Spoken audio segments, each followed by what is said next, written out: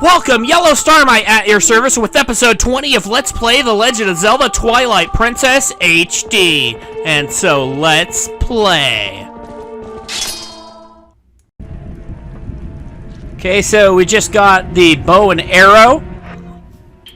Now we're gonna equip it.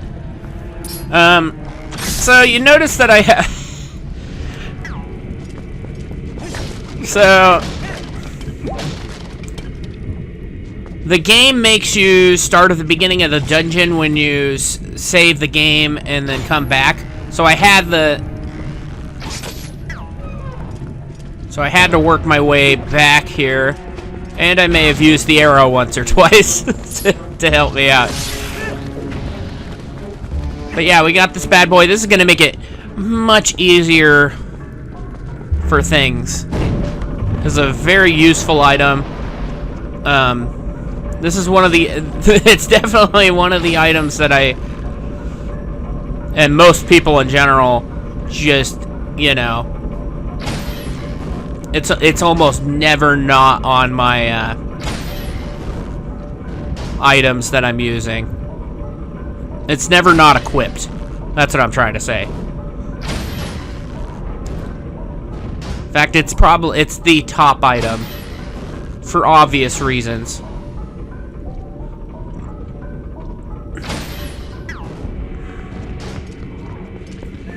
Okay, so you want to make sure that you do what I just did, where you go and do all these guys, or at least, you know, at least two of these guys are going to have important things behind them.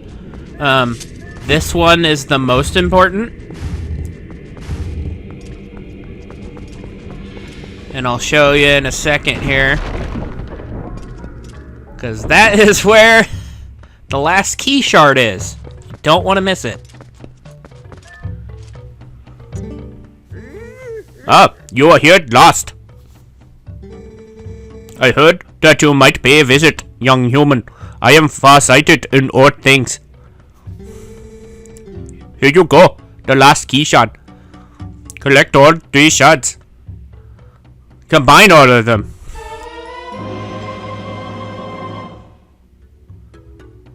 Okay, so now we have all 3 and we have our big key. If you use that key, you can open the room where Darbus, the tribal patriarch, is being held. And you can also get to the bathroom.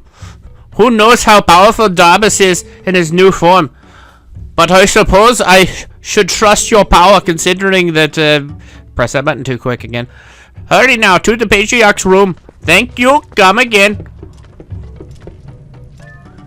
Okay. So this is rupees. Pretty sizable amount. Okay, it doesn't seem to be anything else in this room. We're gonna go ahead and check all the little things here, just because I don't exactly remember which ones had important things. But yeah, that's definitely it.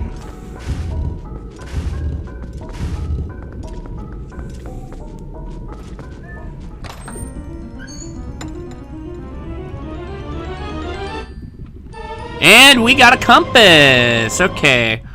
Honestly, for earlier dungeons like this, I usually don't need it. I usually grab everything. Or at least everything I intend on grabbing. Mostly because I've played this game a lot. I really like this game, actually. I don't think I've mentioned that yet. This is I might even go as far as saying this is my favorite game. Not just my favorite Zelda game, but favorite game. I know it's a little overrated to most people, but I really like this game.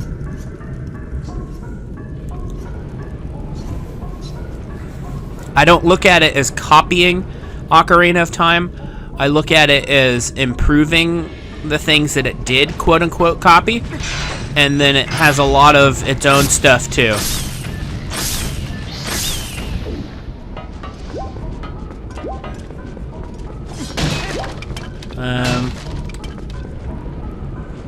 So now we're getting. This is where having a bow and arrow really helps.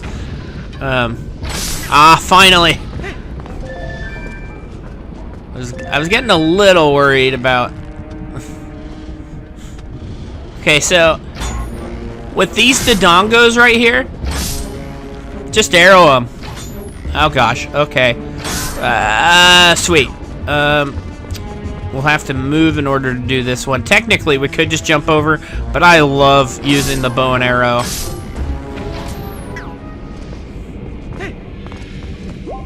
Okay, so we're gonna want to do it again.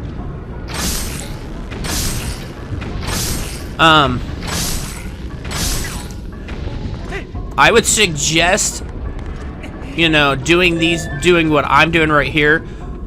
Waiting to do each one until you get right before it, even though you could just shoot them all at once.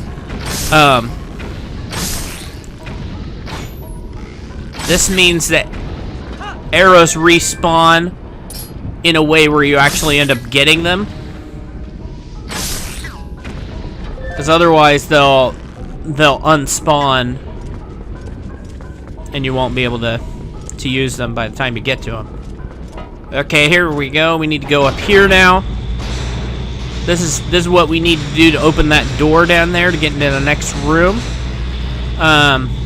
Once again, this is somewhere that I would heavily suggest using the arrow, because that guy's way too quick, and you can't roll up here. To be fair, I've never actually tried to fight him that way. Maybe it's not as difficult as it sounds.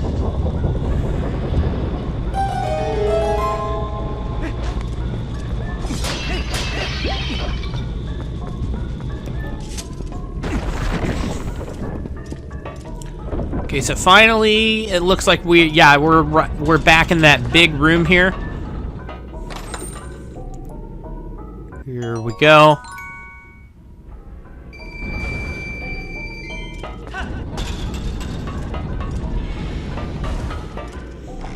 Okay, so this is our way to get down. It also gives us a way to get back up if we really wanted to.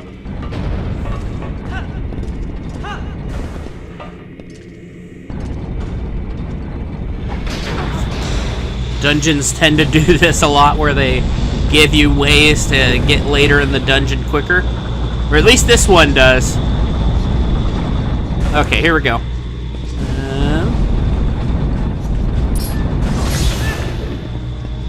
Okay, so now...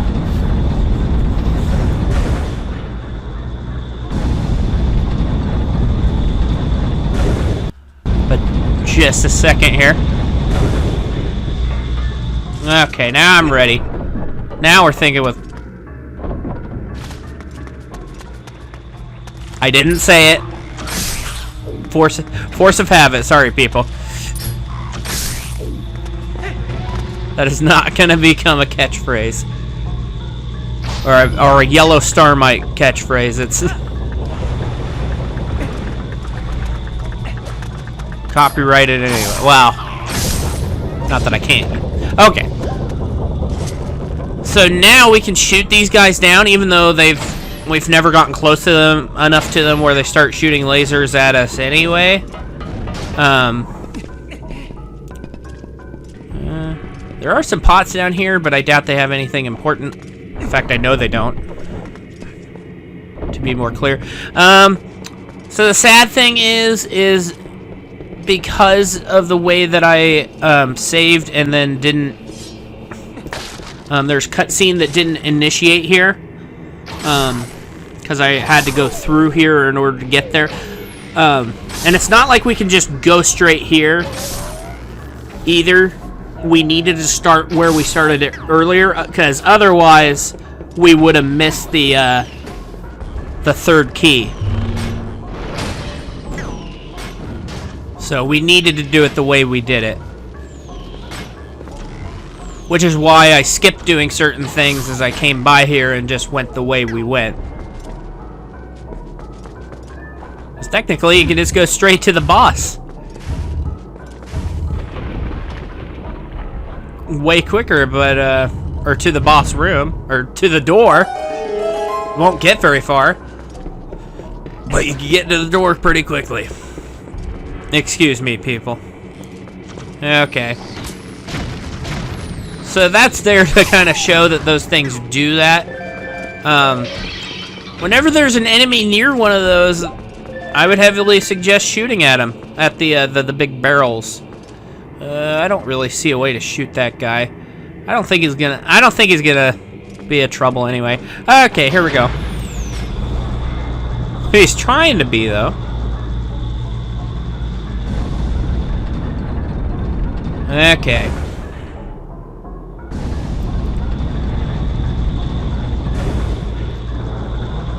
So this is the tricky part.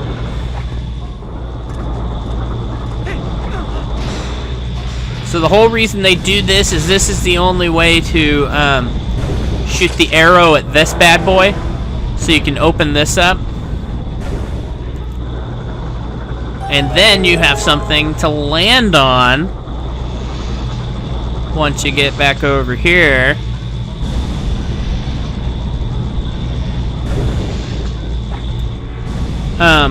Now where we want to go is actually in that door, but we're gonna want to go this way. And we're gonna get out our bottle. I wonder what is over here. We're gonna go ahead and drink this so that we can actually put something into it.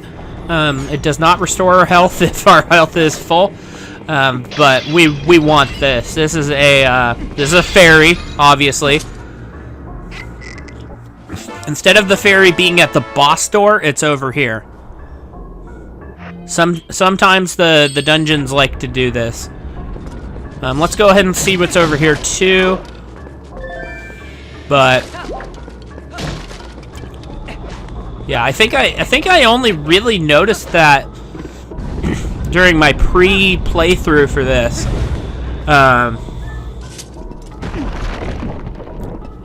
Because I don't think I'd ever noticed that before, and I just thought, oh, I guess there's no fairy for this dungeon. Most dungeons tend to have one. Okay, this could be. Oh goodness. Okay. I'm gonna still try. Okay. No, I'm not. We're gonna make it at least so that guy can't hit me. Okay. Let's get all these bad boys too. It's kind of hard to see them.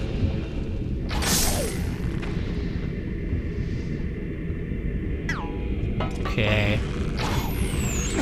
What? Okay. No. There we go. Shot each other at the same time.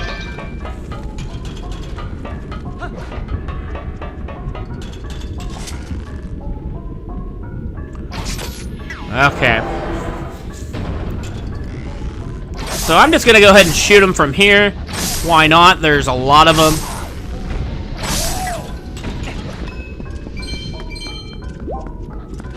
Okay. Oh, and there's one more. We'll we'll slice him. Okay, we need some stuff. Just to prove it, there's no fairy here. Usually there is one near the boss door, but there's not one here.